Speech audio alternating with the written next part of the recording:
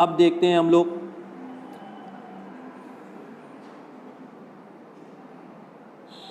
منظر دوم،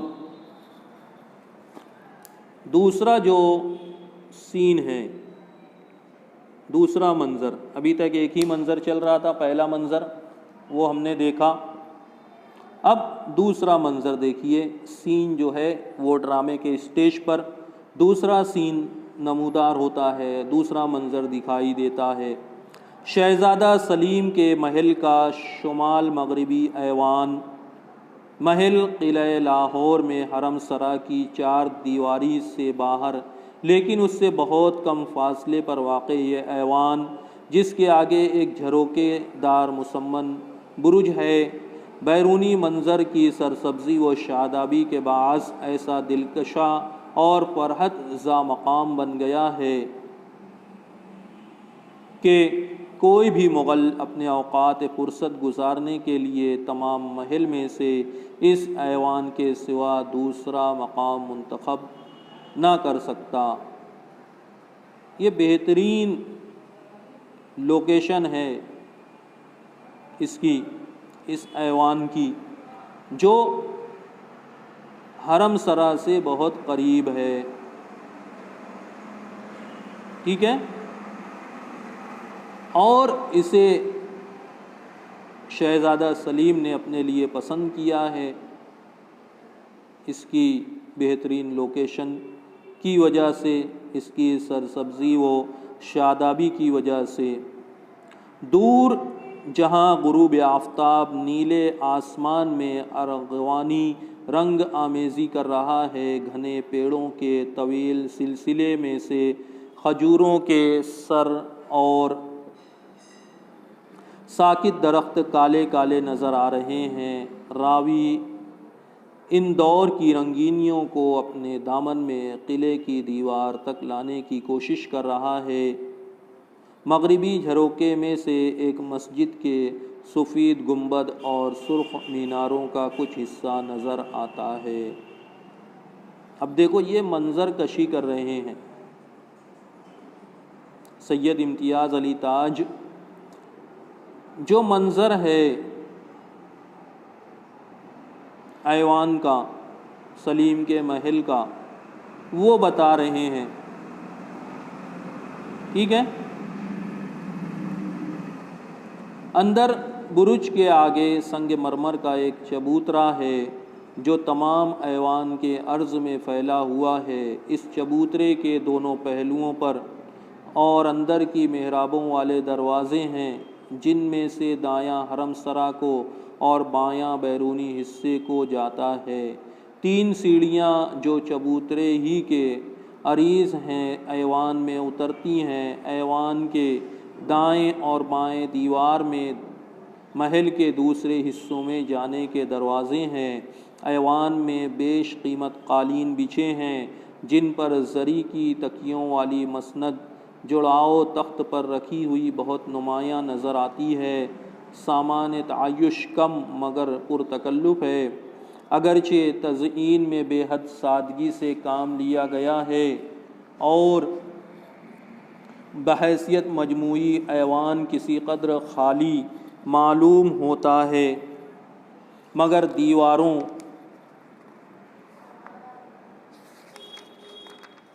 کے نقش و نگار،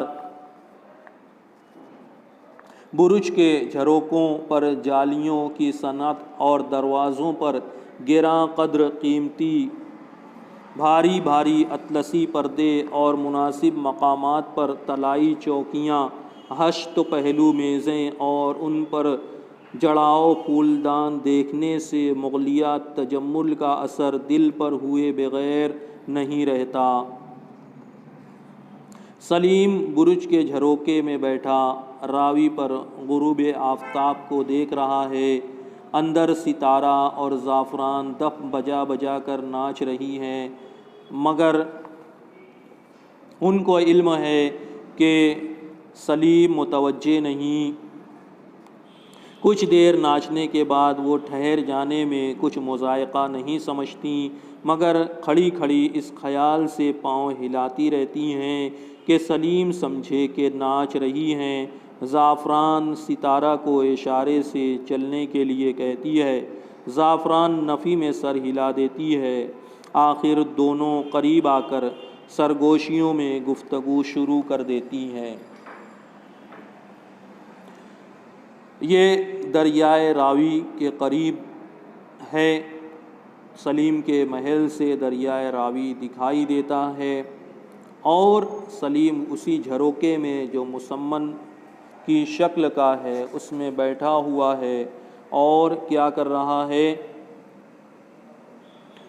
دریائے راوی پر جو سورج غروب ہو رہا ہے اس کو دیکھ رہا ہے۔ مطلب یہ کہ شام کا منظر ہے، شام کا وقت ہے، سورج غروب ہو رہا ہے، رات اپنے دامن کو پھیلا رہی ہے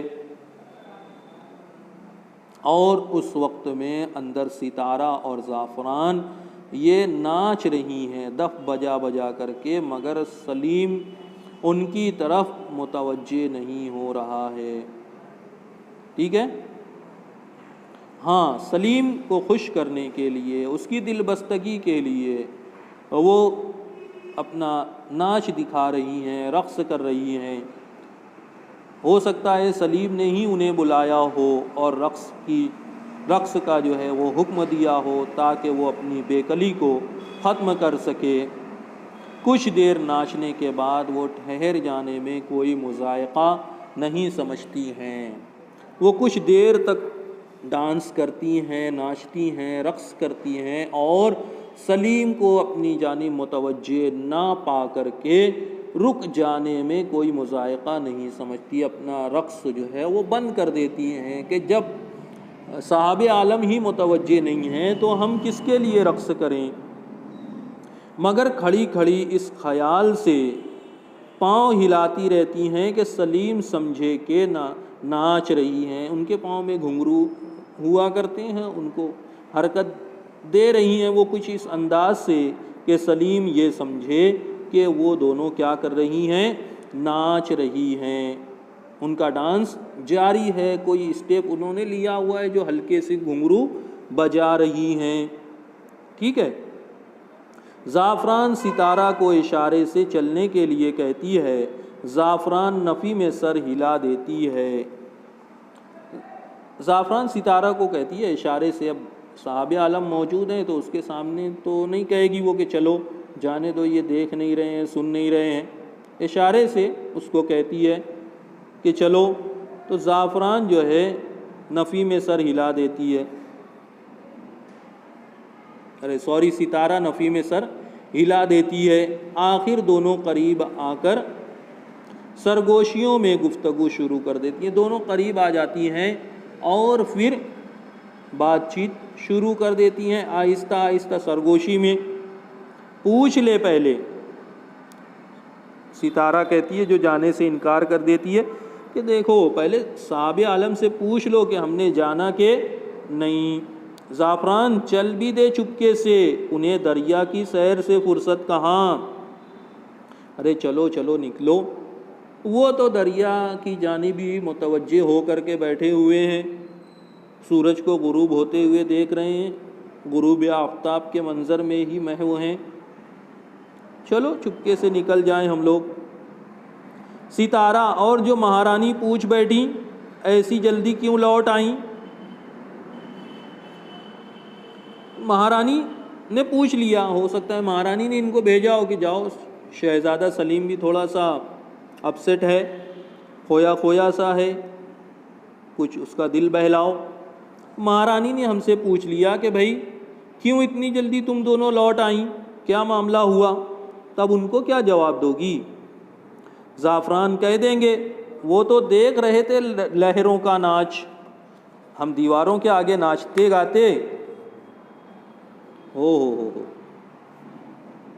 جب مہارانی ہم سے کہے گی کہ کیوں تم دونوں کیوں اتنی جلدی لوٹ آئیں، تو ہم لوگ کیا کہیں گے کہ وہ دریائے راوی کی لہروں کا ناچ دیکھ رہے تھے، تو پھر ہم اپنا ناچ کسے دکھاتے؟ دیواروں کو؟ جب ہمیں داد نہیں ملی، واہوائی نہیں ملی، کوئی ہماری طرف متوجہ نہیں ہے، تو پھر ہمیں بھی رقص میں مزہ نہیں آ رہا ہے۔ اس لیے ہم لوگ واپس آ گئے۔ ستارہ ہاں کہہ ہی تو دیں گی، او ہو یہاں تو کہہ رہی ہے، تو ملکہ عالیہ سے اس طریقے سے کہہ سکتی ہے کیا؟ مہارانی سے اس طریقے سے جواب دے سکتی ہے، تو بات چیت کر سکتی ہے؟ زعفران اور کیا نہیں بھی؟ کیوں نہیں، میں بالکل کہہ دوں گی مہارانی سے کہ کیا ہم دیواروں کو رقص دکھاتے، اپنا دیواروں کے آگے ناچتے گاتے؟ جس کے لیے گئے تھے وہ تو پیٹ کر کے ہماری طرف دریا کی لہروں کا ناچ دیکھ رہا ہے، دریا کی لہروں کا جو ہے لہرانا، بلخانا، ٹکرانا دیکھ رہا ہے۔ ستارہ تو تم اجازت ہی جو لے لو، تم سے تو بہت ہنس ہنس کر کے باتیں کیا کرتے ہیں، کیوں؟ ستارہ کہتی ہے ارے بھائی چلو تم اجازت لے لو، شہزادہ سلیم جو ہے تم سے بہت ہنس ہنس کر کے باتیں کرتے ہیں، تم کہو گی تو وہ ناراض نہیں ہوں گے اور اجازت بھی دے دیں گے۔ زعفران جیسے شرما گئی، ہلکا سا تماچا مارتی ہے، چل قطامہ، چل حرافہ، بدماش، ایسی کوئی بات نہیں ہے، کسی کو بھی کہو تو شرما ہی جاتا ہے۔ ستارہ شرما بھی تو گئیں، میں نے غلط کہا تو پھر آپ کو شرم کیوں آ رہی ہے؟ آپ تو شرما رہی ہیں، مطلب میری بات میں کیا ہے، کچھ نہ کچھ سچائی ہے۔ زعفران میں کیوں شرماتی، پوچھ لیتے ہیں ہم، ٹھیک ہے چلو چلو شرمانے کی کوئی بات نہیں ہے، تو بہت زیادہ خوش مت ہو، چلو پوچھ لیتے ہیں چلو۔ اور اس انداز سے سلیم کی طرف جاتی ہے، گویا ایک ہم خدمت کے لیے منتخب کی ہے، ایک اہم خدمت کے لیے منتخب کی گئی ہے۔ کہیں پاؤں ٹیڑھا پڑ جاتا ہے اور گر پڑتی ہے، ٹھیک ہے جاتی ہے، ٹھیک ہے۔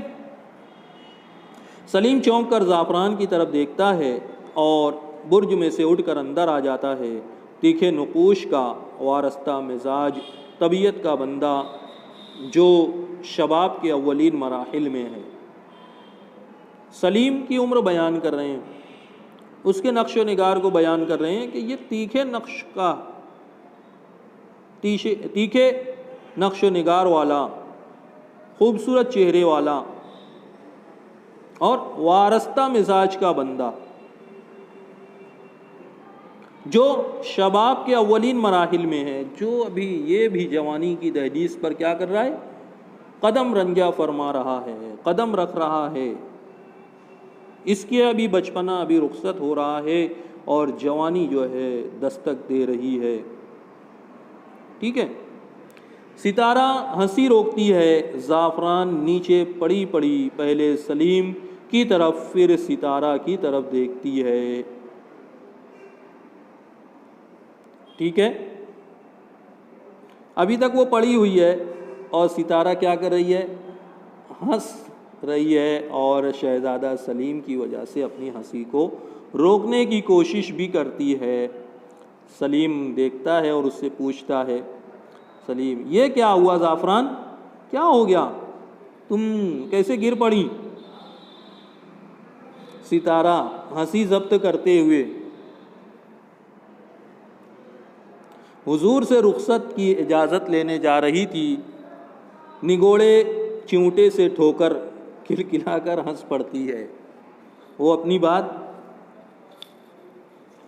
کہتی ہے اور پوری بات کہہ بھی نہیں پاتی، اور بے ساختہ جو ہے وہ ہنسنے لگتی ہے، کھلکھلا کر کے اپنی ہنسی وہ روک نہیں پاتی ہے۔ زعفران نامراد ہنسے جا رہی ہے کھڑی کھڑی، ارے کمبخت، میں یہاں گری ہوں، مجھے چوٹ لگی ہے اور تو ہنسے جا رہی ہے کھڑی ہو کر کے، ٹھیک ہے۔ سلیم تم چاہتی ہو تمہیں آ کر اٹھائے، تم کیا چاہتی ہو کہ ستارہ آ کر کے تمہیں اٹھائے؟ سلیم زعفران کو اٹھانے کے لیے اس کی طرف بڑھتا ہے، زعفران اٹھ کھڑی ہوتی ہے، ستارہ شوخی سے اس کے کپڑے جھاڑنے لگتی ہے، زعفران اسے ایک تھپڑ رسید کرتی ہے۔ ستارہ پھر بھی ہل نہیں رہی اپنی جگہ سے، تو شہزادہ سلیم جو ہے وہ خود زعفران کو اٹھانے کے لیے آگے بڑھتا ہے، تو شرما کر کے زعفران خود سے کھڑی ہو جاتی ہے اور ستارہ اس کے قریب آ کے اس کے کپڑے جھاڑنے لگتی ہے، اس کے کپڑے میں جو گرد و غبار لگ گیا ہے۔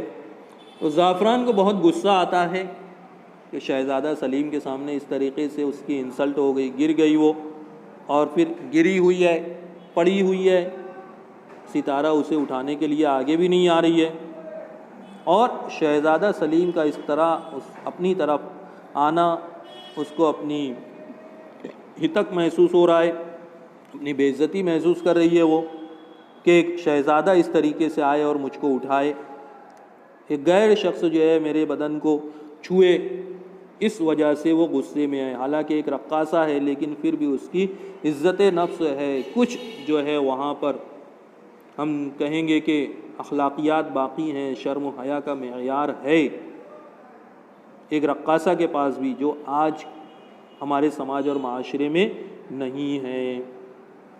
ٹھیک ہے، سلیم تم بہت شوق ہو زعفران۔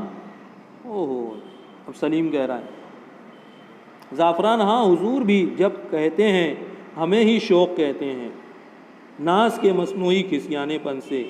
ایک تو میں لے کے گر پڑی، سلیم اور ستارہ دونوں قہقہا لگا کر ہنس پڑتے ہیں۔ حضور کو تو ہنسی کی سوجھ رہی ہے، جاتے ہیں ہم، چلی ہی تو جائیں گی۔ سلیم مسکراتے ہوئے، کہاں چلی بات تو سنو۔ ٹھیک ہے، اب سلیم بھی اسی کو کہتا ہے کہ تم بڑی شوق ہو، بڑی چنچل ہو، بڑی حرافہ ہو۔ ٹھیک ہے، ہاں حضور جب بھی کہتے ہیں مجھے ہی کہتے ہیں کہ ہاں میں جو ہے بڑی شوق ہوں، بڑی حرافہ ہوں، بڑی چنچل ہوں، بڑی ہنگامہ آرائی کرتے رہتی ہوں۔ مصنوعی غصے سے، مصنوعی خسیانے پن سے کہتی ہے، نہیں نہیں میں تو جا رہی ہوں، میں گر پڑی اور آپ ہنس رہے ہیں۔ سلیم کہتا ہے ہنستے ہوئے، کہاں جا رہی ہو سنو تو۔ زعفران چلتے چلتے رک کر ستارہ کی طرف دیکھتی ہے، اس کے چہرے پر پھر ایک پرمعنی تبسم ہے۔ ستارہ مسکرا رہی ہے اور معنی خیز ہے اس کی مسکراہٹ۔ پھر اس کو بھیج دیجئے یہاں سے، اس کو بھیج دو، اگر آپ مجھ سے بات کرنا چاہتے ہیں تو یہ ستارہ جو مجھ پر ہنس رہی ہے ابھی تک، اس کو یہاں سے بھیج دیجئے۔ سلیم وہ تمہیں کیا کہہ رہی ہے؟ ستارہ اب تو یہ نکلوائیں گی ہی ہمیں، اب تو یہ کیا کرے گی، ہمیں نکلوا دے گی دربار سے۔ کون کہہ رہا ہے؟ ستارہ کہہ رہی ہے۔ ادھر انارکلی نے سر پر چڑھا رکھا ہے، ادھر آپ نے منہ لگا رکھا ہے، جو نہ کریں تھوڑا ہے۔ او ہو، ستارہ کو غصہ آ گیا، ہاں اب تو یہ مجھے کیا کرے گی، نکلوا دے گی یہاں سے، کیونکہ انارکلی کی بھی یہ سہیلی ہے، انارکلی نے بھی اسے سر پر چڑھا رکھا ہے اور آپ نے بھی منہ لگا رکھا ہے، تو یہ جو چاہے کر لے۔ سلیم انارکلی کا ذکر ہو اور سلیم دلچسپی نہ لے، سلیم کی دلچسپی پیدا ہو جاتی ہے جب انارکلی کا نام آتا ہے تو تو انارکلی بھی تم سے بے تکلف ہے زعفران؟ ثریا تو کہتی تھی کہ وہ کسی سے بات ہی نہیں کرتی۔ ہاں ہاں، چلو سلیم کے لیے ایک نیا راستہ کھل گیا۔ وہ کہہ رہا ہے کہ تم سے بے تکلف ہے انارکلی بھی، تم سے کھل کر کے باتیں کرتی ہے، تم سے اپنے دل کی باتیں کرتی ہے، بہت اچھی بات ہے یہ تو میرے لیے۔ کہہ نہیں رہا ہے لیکن سوچ تو ضرور رہا ہے، جبکہ ثریا کہتی تھی کہ وہ کسی سے بات ہی نہیں کرتی۔ ثریا اس کی بہن کیا کہہ رہی تھی کہ انارکلی کسی سے بات نہیں کرتی ہے۔ ٹھیک ہے، آج کے لیکچر میں اتنا ہی، انشاءاللہ آئندہ لیکچر میں اس کو آگے بڑھائیں گے۔ بہت شکریہ۔